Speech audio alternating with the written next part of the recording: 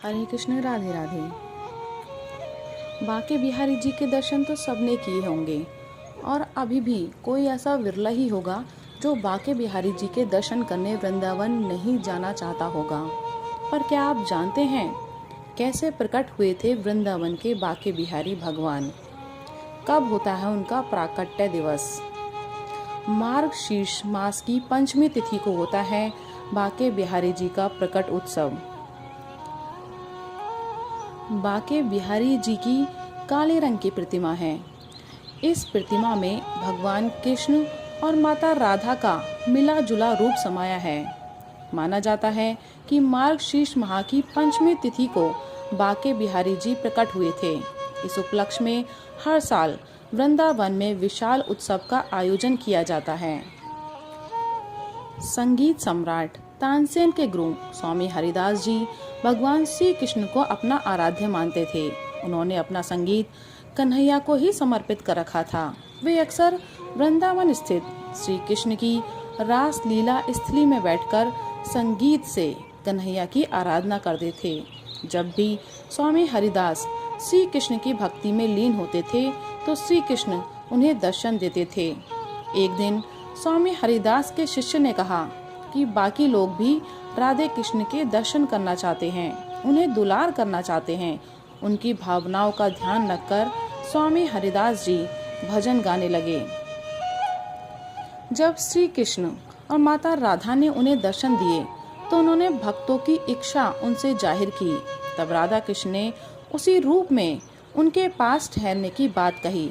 इस पर हरिदास ने कहा, कान्हा, मैं तो एक संत हूँ, तुम्हें तो कैसे भी रख लूंगा, लेकिन राधा रानी के लिए रोज नए आभूषण और वस्त्र कहाँ से लाऊंगा? भक्त की बात सुनकर श्री कृष्ण मुस्कुराए और इसके बाद राधा कृष्ण की युगल जोड़ी एकाकार होकर एक विग्रह रूप में प्रकट हुई। राधा कृष्ण के इस रूप को स्वामी हरिदास ने बांके बिहारी नाम दिया। बांके बिहारी राधा कृष्ण का मिला जुला रूप है। माना जाता है कि इस विग्रह के जो भी दर्शन करता है उसकी सभी कामनाएं पूर्ण होती हैं। स्वामी हरिदास जी एक संगीतज्ञ व संगीत सम्राट तानसेन और बैजू बावरा जी के गुरु थे। हरिदास जी के पिता श्री आशुधीर देव जी और माता का नाम गंगा देवी था। स्वामी हरिदास जी का जन्म विक्रम संवत 1535 को भाद्रपद शुक्ल पक्ष की अष्टमी के दिन वृंदावन के निकट राजपुर नामक गांव में हुआ था। माना जाता है कि स्वामी हरिदास जी का जन्म राधा अष्टमी के दिन राधा रानी की सखी ललिता का अवतार है। स्वामी हरिदास जी के गृह त्यागने के बाद वह निधिवन में रहने लगे। हरिदास जी निधिवन में सदैव श्री कृष्ण की भक्ति में मग्न रहते थे। एक दिन जब स्वामी हरिदास जी रात्रि में सो रहे थे तब स्वामी हरिदास जी को बांके बिहारी जी की मूर्ति को भूमि से बाहर निकालने का स्वप्न आया, जिसमें बिहारी जी ने स्वयं हरिदास जी को आदेश दिया कि वह उनकी प्रतिमा को धरा से बाहर निकालें। जब स्वामी हरिदास जी द्वारा ठाकुर जी को बाहर निकाला गया तब स्वामी श्री हरिदास जी ने उनके प्राकट्य को देखकर उनका नाम श्री बांके बिहारी रख दिया। स्वामी हरिदास जी ने अपने विवाह के बाद जब अपने घर को त्यागा था तो उन्होंने निधिवन को ही अपना घर बना लिया था। वे वहीं पर रहते और श्री कृष्ण की संगीत में अर्थात संगीत के रूप में भक्ति करते। स्वामी हरिदास जी जब भी निधिवन में ध्यान मग्न होकर श्री कृष्ण की संगीत में भक्ति करते तब श्री कृष्ण और राधा रानी युगल जोड़ी के रूप में उनके भक्ति रस से प्रसन्न होकर उन्हें अपने दर्शन देने के लिए प्रकट होते थे। स्वामी हरिदास जी के दो अनुज गोस्वामी जगन्नाथ जी और गोस्वामी गोविंद जी थे। समय पाकर स्वामी हरिदास जी का विवाह हरिमती जी से हुआ, किंतु प्रथम मिलन की रात्रि में उनके लाख के कंकड़ों से उत्पन्न हुई अग्नि शिखा में वे लीन हो गईं और परिवार में विजया सती के रूप में पूजी गईं। संवत 1560 विक्रम में स्वामी हरिदास अपने पिता श्री आशुधीर जी से युगल मंत्र की दीक्षा लेकर विरक्त होकर वृंदावन चले आए। आज यह स्थान निधिवन के नाम से विख्यात है। इसी निधिवन में संवत 1562 विक्रमी में मार्गशीर्ष माघ के शुक्ल पक्ष की पंचमी के दिन स्वामी हरिदास की रस साधना के फलस्वरूप श्री बाके बिहारी जी के स्वरूप का प्राकट्य हुआ। निधिवन की सघन कुंजे स्वामी हरिदास जी महाराज के मधुर गायन से गूंज उठी। निधिवन स्वामी जी और श्री बाके बिहारी जी महाराज की जय जयकार से गूंज उठा। श्री बाके बिहारी जी महाराज की नित्यायनी सेवा स्वामी हरिदास जी ने अपने अनुज गोस्वामी जगन्नाथ जी को सौंप दी। गोस्वामी जगन्नाथ जी ने बड़े चाव से श्री बिहारी जी महाराज को लाड़ लड़ाया। जिस दिन निधिवन में स्वामी जी की साधना के फलस्वरूप श्री बाके बिहारी जी महाराज प्रकट हुए, उसी दिन हरिदासपुर में स्वामी हरिदास के छोटे अनुज गोस्वामी गोविंद जी के यहाँ एक बालक का जन्म हुआ। यह बालक केवल 5 वर्ष की छोटी सी अवस्था में वृंदावन आकर स्वामी हरिदास जी का शिष्य हो गया और श्री बीठल विपुल के नाम से प्रसिद्ध हुआ।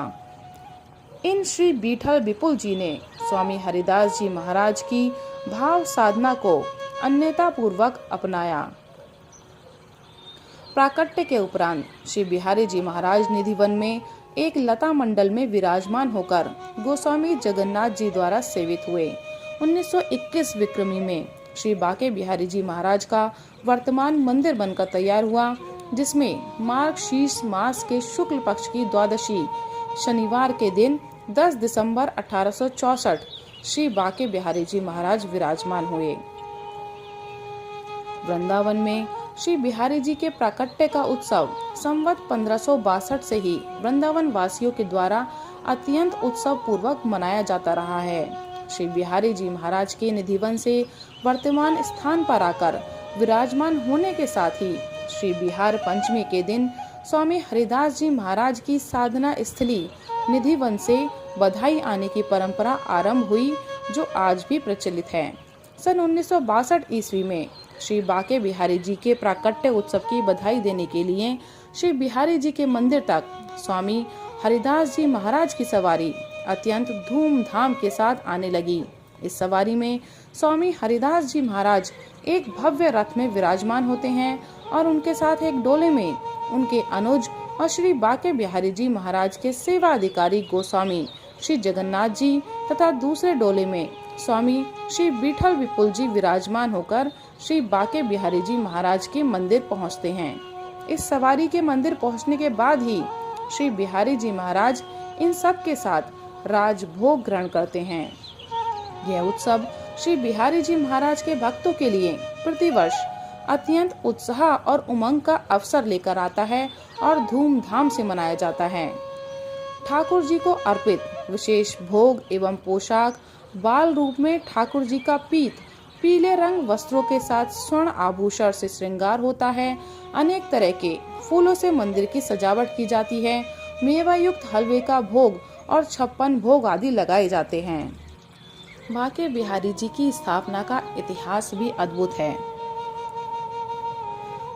हरिदास जी ने सर्वप्रथम बिहारी जी को सन 1607 तक लता मंडप रूपी मंदिर में विराजमान रखा था। उसके बाद गोस्वामी जगन्नाथ जी ने सन 1608 में एक अन्य मंदिर रंगमहल नाम का बनवाया, जिसमें श्री बिहारी जी सन 1719 तक अपने भक्तों को दर्शन देते रहे। सन 1719 में बिहारी जी करौली के राजा कुंवरपाल द्वितीय की रानी के स्नेह बंधन में बंधकर करौली चले गए, जहां पर उन्होंने 2 साल यानी 1721 तक दर्शन दिए। उसके बाद सन 1721 में बिहारी जी भरतपुर चले गए, जहां पर उन्होंने सन 1724 तक दर्शन दिए। जिसके बाद गोस्वामी रूपानंद महाराज जी ने ठाकुर श्री बाके बिहारी जी को भरतपुर से लाने में सफल रहे, लेकिन शहीद हो गए।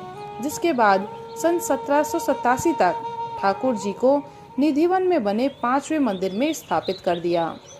सन 1787 से 1864 तक बिहारी जी को समाज की अति विकट परिस्थितियों के कारण पुराने वृंदावन में बनाए गए छठे मंदिर में छिपा कर रखा गया। इस समय बिहारी जी अपने भक्तों को छिपकर दर्शन देते रहे। सन 1864 में बिहारी जी वर्तमान में स्थित जगह पर विराजमान हुए। तब से लेकर आज तक श्री बाके बिहारी जी अपने भक्तों को वृंदावन धाम के बिहारीपुरा क्षेत्र में रहकर सुलभ दर्शन दे रहे हैं। बोलो बाके बिहारी लाल की जय। राधे राधे। हरे कृष्ण।